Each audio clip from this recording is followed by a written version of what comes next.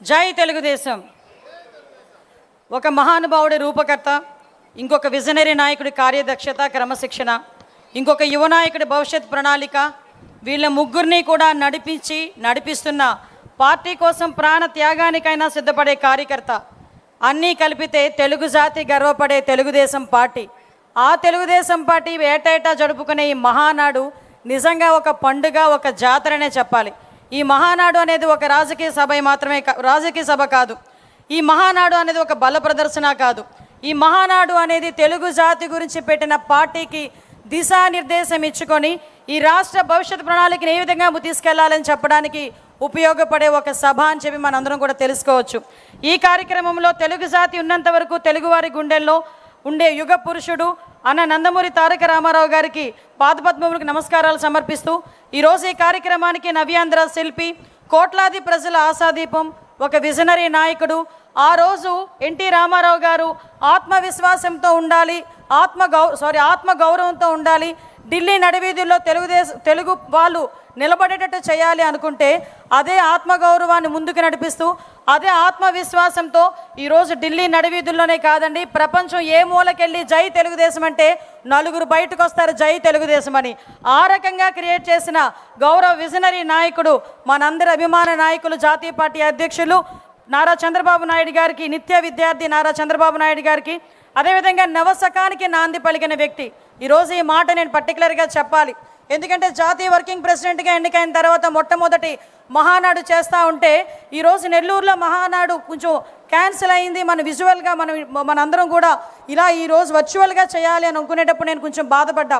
అయ్యో, first time Lokesh Babu గారు working president అయిన తర్వాత మహానాడు చెప్పుకుంటున్నామే, ఈరోజు ఇలా అయింది ఏంటి అనుకుంటే దానికి 10 కాదు 20 ఈరోజు మహానాడు రాష్ట్ర వ్యాప్తంగా 14 లక్షల మంది తెలుగుదేశం పార్టీ కుటుంబ సభ్యుల మధ్యలో జరుగుతుందంటే లోకేష్ బాబు గారు వెరీ బ్లెస్డ్ అని చెప్పి మనందరం కూడా తెలుసుకోవాలి, మనందరికీ కూడా తెలుస్తుంది.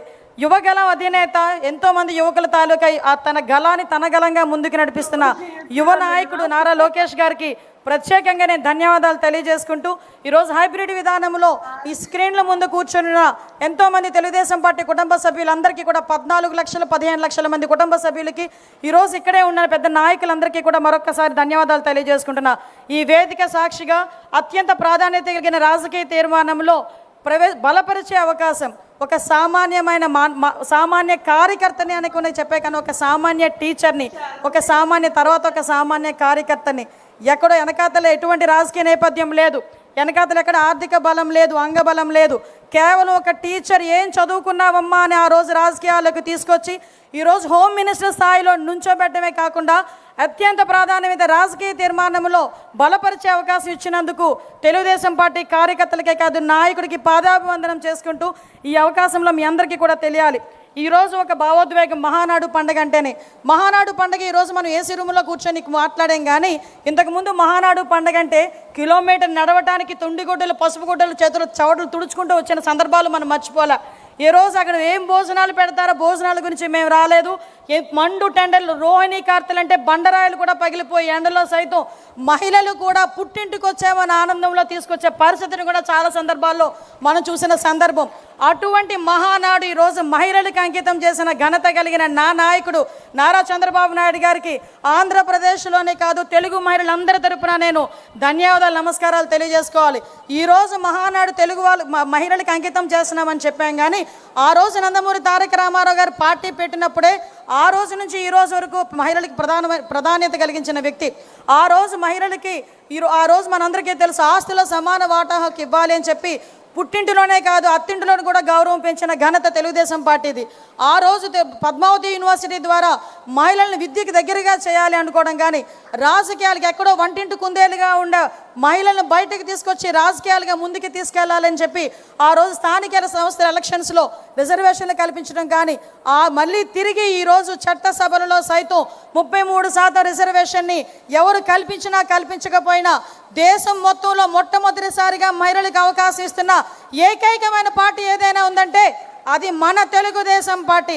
విమర్శకులకు ఒకటే హెచ్చరిస్తున్నా, విమర్శకులకి సవాల్ ఇస్తున్నా, మహిళలు ఓట్ల బ్యాంకుతో గెలిచేమో, మహిళా సాధికారత సాధిస్తామనుకున్న ప్రతి ఒక్క పార్టీ కూడా ఎస్, మా బాటలోకి రండి, మా బాటలో అనుసరించి మీ సత్తా ఏంటో చూపించే పరిస్థితి రావాలని చెప్పి నేను కోరుకుంటున్నా. మీ అందరికీ తెలుసు, ఆ రోజు మున్సిపల్ కర్ణాల వ్యవస్థల నుంచి ఆ రోజు బయటకు తీసుకొచ్చి మాండలిక వ్యవస్థల నుంచి ముందుకు తీసుకొచ్చి ఆ రోజు గ్రామీణ వ్యవస్థ నుంచి కూడా రాజకీయాలు పరిచయం చేసిన ఘనత, ఆ రోజు 2 రూపాయలకి కిలో బియ్యం ఇచ్చిన, ఆ రోజు పెన్షన్లు ప్రవేశపెట్టిన, జనతా వస్త్రాలు ఇచ్చిన, హౌస్ స్కీమ్ ఇచ్చిన, ఈ రాష్ట్రంలో మొట్టమొదటిగా సంక్షేమం అన్నది అలవాటు చేసిన, సంక్షేమం అన్నది చూపించినా కూడా మొట్టమొదటి పార్టీ తెలుగుదేశం పార్టీ. అటువంటి 44 సంవత్సరాల చరిత్ర గల తెలుగుదేశం పార్టీ ఎన్నో ఆటుపోట్లు ఎదుర్కొంది, ఎన్నో అవమానాలు ఎదుర్కొంది. కానీ ఏ రోజైతే అదే లెగసీని ముందుకు తీసుకెళ్ళడానికి తన భుజస్కంధాల మీద ఈ తెలుగుదేశం పార్టీని వేసుకున్నాడు ఈ మహానుభావుడు చంద్రబాబు నాయుడు గారు. ఎన్నో అవమానాలు పడ్డారు, ఎంతోమంది ఎన్నో మాటలు పడ్డారు, అయినా కూడా ఎక్కడ కొంచెం చెక్కు చెదరలే. ఈరోజు నన్ను నమ్ముకొని కొన్ని కోట్ల మంది కార్యకర్తలు ఉన్నారు. ఆ కార్యకర్తలకి న్యాయం జరగాలి, ఈరోజు మన రాష్ట్రాన్ని బాగు చేయాలి అని 1995లో ఆయన మనకు ముఖ్యమంత్రి అయిన తర్వాత సుమారుగా 2004 వరకు ఆయన తీసుకున్న సంస్కరణలు చూస్తే నిజంగానే తమ్ముడు ఇంత మొన్న ఆది అన్నాడు ఎన్నో సినిమాలు తీయచ్చు, అందులో సినిమాలు తీశారు కూడా. ఆ రోజు ఉమ్మడి ఆంధ్రప్రదేశ్లో విజన్ 2020 విజన్ పెట్టారు. నేను చెప్పానప్పుడు నేను చదువుకుంటున్నాను సార్, మీ 2020 విజన్ టైంలో మీ 2047 విజన్కి మీ మంత్రివర్గంలో నేను ఒక మంత్రిగా ఉన్నాను సార్, అదే నా అదృష్టం అని చాలా సందర్భాల్లో సార్కి చెప్పా. జన్మభూమి కార్యక్రమం అన్నారు, క్లీన్ అండ్ గ్రీన్ అన్నారు, ఇంకుడు గుంతలు అన్నారు, డ్రిప్ ఇరిగేషన్ అన్నారు, విద్యుత్ రంగంలో సంస్కరణలు తీసుకొచ్చారు, ఐటీకి ప్రోత్సాహం ఇచ్చారు. అటువంటి సంస్కరణల నుంచి ఈ రోజు వరకు జన్మభూమి కార్యక్రమాన్ని కాదు, శ్రమదానం కార్యక్రమాన్ని చేశారు. 1995 నాటికి పరిస్థితి ఏందిరా అంటే జీతాలు కూడా ఇచ్చుకోలేని పరిస్థితుల నుంచి 2004 వరకు చూస్తే ఆ రోజు ఆంధ్రప్రదేశ్ని ఐటీ హబ్గా మార్చిన ఘనత కలిగిన నాయకుడు మన నాయకుడు. ఆ తర్వాత పార్టీ మారింది, ఆ తర్వాత ధనయజ్ఞం అన్నారు, ఏదోదో యజ్ఞాలు చేశారు, అవినీతి చేశారు. ఆఖరికి 2014 సరికి మళ్ళా మొత్తం భ్రష్టు పట్టించి మళ్ళా తిరిగి తీసుకొచ్చి దానికి యాడ్ అయింది రాష్ట్ర విభజన.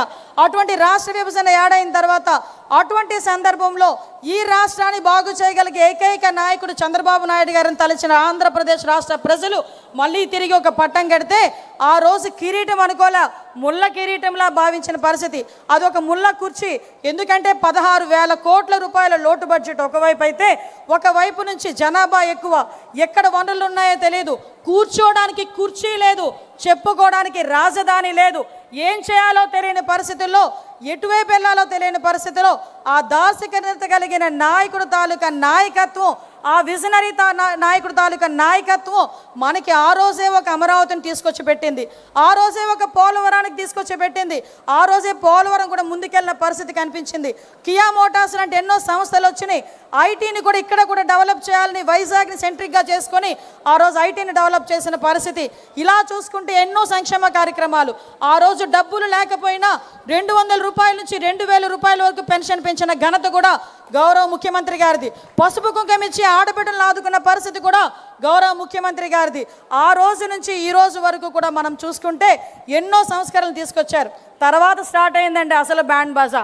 ఏ దిష్టి తగిలిందో తెలియదు కానీ ఆంధ్రప్రదేశ్ రాష్ట్రానికి ఏదో అంటారు కదా, ఏ చెడుపు తగిలిందో తెలియదు కానీ ఆంధ్రప్రదేశ్ రాష్ట్రానికి 2019-24 నిజంగా చెప్పాలంటే ఒక డిస్ట్రాక్షన్.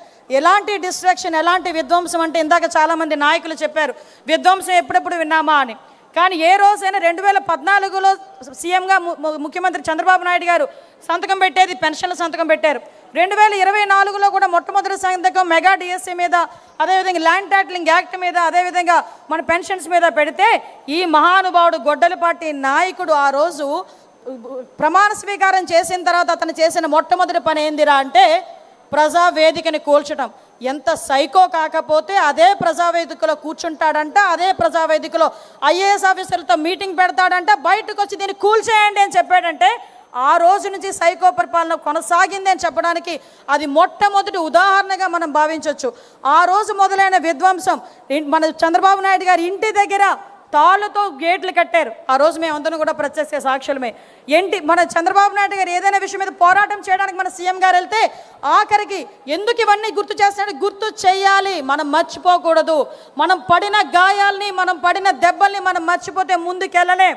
ఇది నా నాయకుడు నాకు చెప్పిన నీతి. కాబట్టి మీ అందరికీ కూడా ఈరోజు చెప్పాలని ఉద్దేశంతోనే చెప్తున్నా. ఒక 5 నిమిషాలు టైం తీసుకొనైనా.